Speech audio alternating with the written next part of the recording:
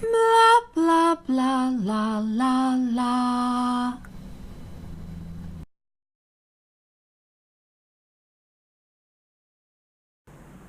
Hello. It was very interesting how people reacted to the use of guitar in accompanying traditional Croatian folk songs. As I said, many were against it. Many liked it a lot. The next important moment was when I was accepted to perform in Nedelišće, where they had their annual festival of traditional Međimurjan folk songs. It was a great honor for me.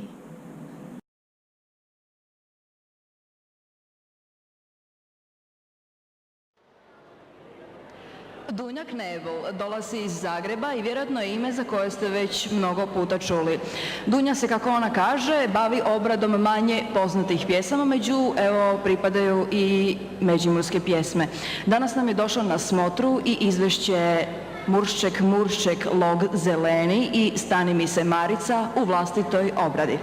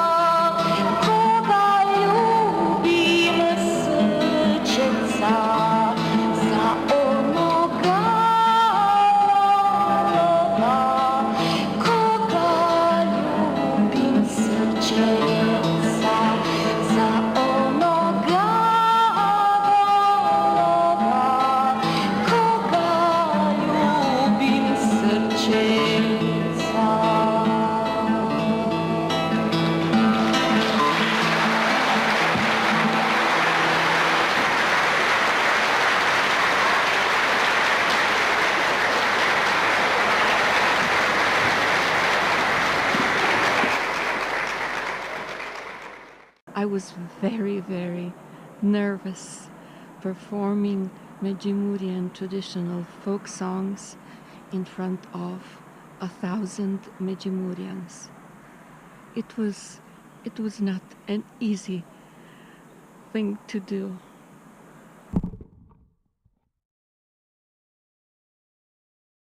A lot has changed since those 90s, when I was still worrying about using the guitar, the non-traditional Croatian instrument, in accompanying myself singing traditional Croatian songs.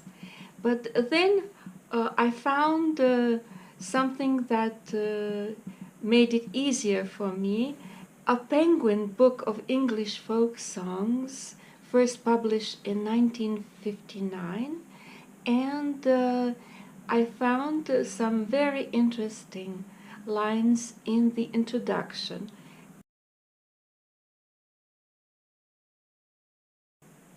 This book of English folk songs was edited by Ralph Vaughan Williams and Albert Lancaster Lloyd. And one of the sentences in this book was, I will read it for you, that the ideal way to sing an English folk song, of course, is unaccompanied.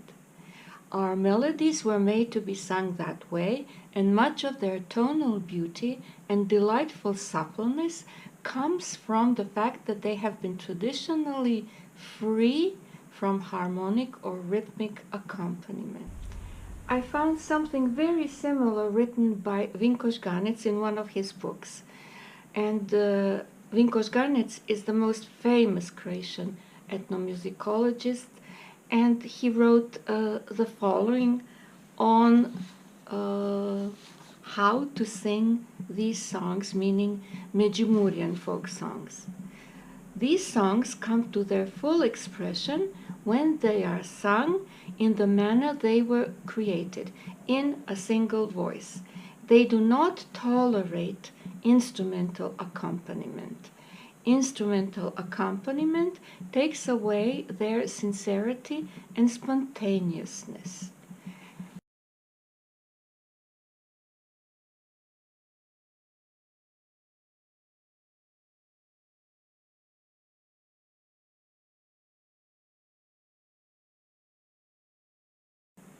I was glad to read some sentences by those who recommended unaccompanied singing. And it was in the Penguin Book of English Folk Songs, a line saying, for those to whom the unaccompanied voice seems naked, there is no harm in adding a few supporting chords on the piano, guitar, or other instrument, provided the chords are in keeping with the style of the tunes. And Vinko Ganec was the author of a collection of folk songs arranged for the choir. And of course, when you have a choir, you don't have singing in a single voice. Today, when we have no borders and no limits in interpreting music, and this is called world music or whatever, it may sound strange that there were times when people were worrying about such things as a single guitar as an accompaniment, but it was so in those times.